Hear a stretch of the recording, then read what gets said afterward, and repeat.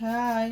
അപ്പോൾ ദേ നമുക്ക് കുറച്ച് പഴുത്ത നാടൻ മാങ്ങ കിട്ടിയിട്ടുണ്ട്. അപ്പം ഞാൻ ആ നാടൻ മാങ്ങ എല്ലാം കഴുകി കുറച്ചധികം മാങ്ങ കിട്ടിയിട്ടുണ്ട്. അപ്പം നോമ്പായതുകൊണ്ട് ഇപ്പം മാങ്ങ നമുക്ക് കഴിക്കാൻ പറ്റത്തില്ലല്ലോ. പിന്നെ നോമ്പ് തുറക്കുന്ന സമയത്ത് ജ്യൂസ് അടിച്ചൊക്കെ കുടിക്കാറുണ്ടെങ്കിലും അത് പഞ്ചസാരയുടെ ഉപയോഗം കുറയ്ക്കാൻ വേണ്ടി നമ്മൾ കഴിവതും പരമാവധി അത് കുടിക്കാതെ നോക്കുക. അപ്പം ദേ കുറച്ച് മാങ്ങ നമുക്ക് കിട്ടിയതിനെ ഞാൻ ആദ്യം കളയണ്ടല്ലോ എന്ന് വിചാരിച്ചിട്ട് അരിഞ്ഞ് തൊലി കളഞ്ഞ് വെച്ചിട്ടുണ്ട്. ഇനിയിപ്പം നമുക്കിത് മിക്സിയുടെ ജാറിലിട്ട് നല്ലോണം പൾപ്പാക്കിയിട്ട് ഒരു പരന്ന പ്ലേറ്റിൽ വല്ലതും ഒഴിച്ച് ഉണക്കിയെടുക്കാമെന്ന് വിചാരിച്ചു. മാമ്പഴത്തേര. അപ്പോൾ അതിനുള്ള പുറപ്പാടാണ്. എന്ത് സാധനവും അധികം ഉള്ളപ്പോൾ നമുക്ക് ഇതുപോലെ ഉണക്കി സൂക്ഷിക്കാം. കോവയ്ക്കൊക്കെ ഉണ്ടാക്കുന്നത് കാണിച്ചില്ലേ, അതുപോലെ. അപ്പം മാമ്പഴം അധികം കിട്ടിയപ്പോൾ ഇനിയിപ്പോൾ അതാണ് പരിപാടി. ഇനി നമ്മുടെ മാങ്ങ ഞാൻ അടിച്ച് പൾപ്പാക്കിയിട്ടുണ്ട് കേട്ടോ. അപ്പോൾ ഇത് പൾപ്പാക്കുമ്പോൾ ഒരു തുള്ളി പോലും വെള്ളം ചേർക്കരുതും. മാമ്പഴം മാത്രം വെച്ചിട്ടാണ് പൾപ്പാക്കുന്നത്. വെള്ളം ഒട്ടും ചേർക്കുന്നില്ല. പഞ്ചസാരയും ചേർത്തിട്ടില്ല. ഇത് മധുരമുള്ള മാങ്ങ ആയതുകൊണ്ട് പഞ്ചസാരയും ചേർത്തിട്ടില്ല. അപ്പം മധുരം കുറഞ്ഞ മാങ്ങ, പുളിയുള്ള മാങ്ങ ആണെന്നൊക്കെ ഉണ്ടെങ്കിൽ നമുക്ക് കുറച്ച് പഞ്ചസാര ചേർക്കാം. പക്ഷേ ഇതിനകത്ത് ഞാൻ പഞ്ചസാരയൊന്നും ചേർത്തിട്ടില്ല. എന്നിട്ട് ഒരു പ്ലേറ്റ് എടുത്തിട്ട് അതിനകത്ത് നെയ്യോ എണ്ണയോ തടവാം. വെളിച്ചെണ്ണയോ നെയ്യോ തടവാം. അപ്പം ഞാനിപ്പം നെയ്യാണ് തടകുന്നത്.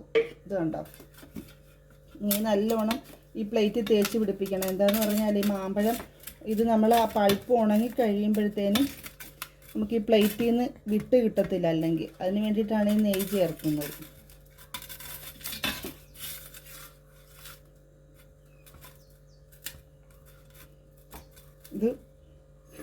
ഇത് പ്ലേറ്റിലോട്ട് ആക്കി കൊടുക്കണം.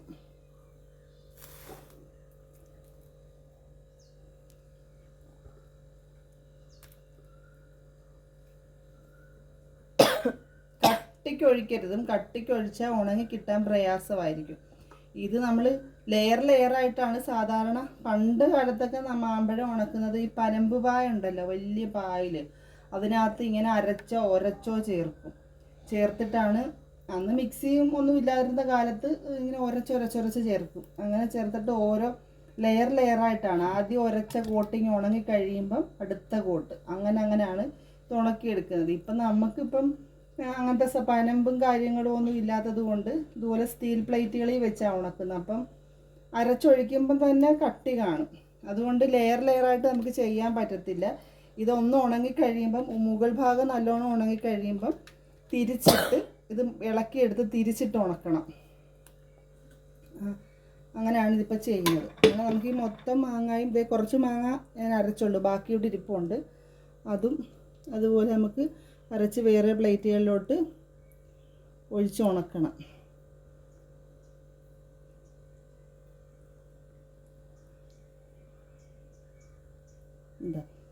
ഇതിപ്പം നോമ്പ് സമയമായതുകൊണ്ട് മാമ്പഴം നമുക്ക് അധികം കിട്ടിയത് കൊണ്ടുമാണ് ഇങ്ങനെ ചെയ്യുന്നത്. അല്ലെങ്കിൽ മാമ്പഴമായിട്ട് തന്നെ അങ്ങ് തിന്ന് തീരും. ഇവിടെ പിള്ളേരുള്ളത് കൊണ്ട് അവർ കഴിച്ച് തീർത്തോളും. പിന്നെ നമ്മുടെ സുഹൃത്തുക്കൾക്കും ബന്ധുക്കൾക്കും ഒക്കെ കൊടുക്കും. ഇവിടെ ആര് വന്നാലും അവർക്കെല്ലാം നമുക്ക് മാമ്പഴം ഉണ്ടേ കൊടുത്തു വിടും. പക്ഷേ പ്രാവശ്യം ആരും ഇങ്ങോട്ട് വന്നില്ല.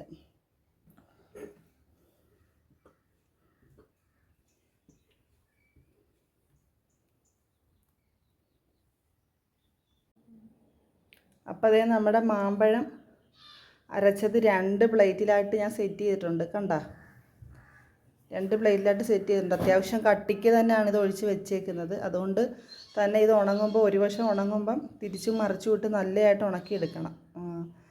പിന്നെ ഇതിൻ്റെ സീഡ് മാങ്ങാണ്ടി അതും എടുത്ത് വെച്ചിട്ടുണ്ട്. അതുകൊണ്ട് നമുക്ക് പിന്നീട് ഒരു കാര്യം ഉണ്ടാക്കാവേ, അത് ഞാൻ കാണിച്ചു തരാം. ഇതിപ്പം ഞാൻ സൂക്ഷിച്ച് വെക്കും. ഇത് രണ്ടും ഉണങ്ങാൻ കൊണ്ട് വയ്ക്കുക. അപ്പോൾ ബാക്കി കാര്യങ്ങൾ ഉണങ്ങിയിട്ട് കാണിച്ചു തരാം.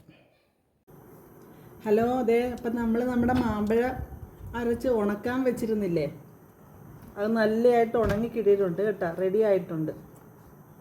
ഇതൊന്ന് കട്ട് ചെയ്തെടുക്കണം. ഈ സൈഡിൽ നിന്നൊക്കെ ഉണങ്ങിക്കൊണ്ട് ഇപ്പം നോമ്പ് തുറന്നു കഴിഞ്ഞപ്പോൾ ഉണങ്ങിക്കൊണ്ട് വന്നപ്പോൾ തന്നെ പിള്ളേർ മുറിച്ച് തിന്നതാണ്. ഇതിങ്ങനെ കട്ട് ചെയ്തിട്ട് ചുരുട്ടിയാണ് നമ്മൾ സൂക്ഷിക്കുന്നത്. ഇതുണ്ടോ, ഇങ്ങനെ കട്ട് ചെയ്തിട്ട് ചുരുട്ടി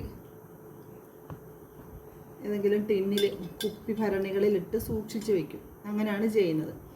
ഇത് നല്ല ടേസ്റ്റാണ്. നമുക്ക് പായസത്തിൽ ചേർക്കാനും അതല്ലാതെ വെറുതെ കഴിക്കാനും. ഉള്ളിയും മുളകും ചുട്ടിട്ട് ഇതും ചേർത്തൊരു ചമ്മന്തി അരച്ച് നല്ല പച്ച വെളിച്ചെണ്ണ ഒഴിച്ച് കഴിക്കാൻ ഒരു നുള്ളു ഉപ്പും കൂടി ഇടണം കേട്ടോ. ഒരു നുള്ളെന്ന് പറഞ്ഞാൽ ആവശ്യത്തിനുള്ള ഉപ്പ്. അങ്ങനെ ചമ്മന്തി അരച്ച് കഴിക്കാനും എല്ലാം നല്ല ടേസ്റ്റാണിത്. അപ്പം ചമ്മന്തി അരയ്ക്കുന്ന വീഡിയോ ഞാനൊരു ദിവസം കാണിച്ചു തരാം. അപ്പോൾ ഇതിങ്ങനെ നമ്മളെല്ലാം കട്ട് ചെയ്ത് സൂക്ഷിച്ച് വയ്ക്കും.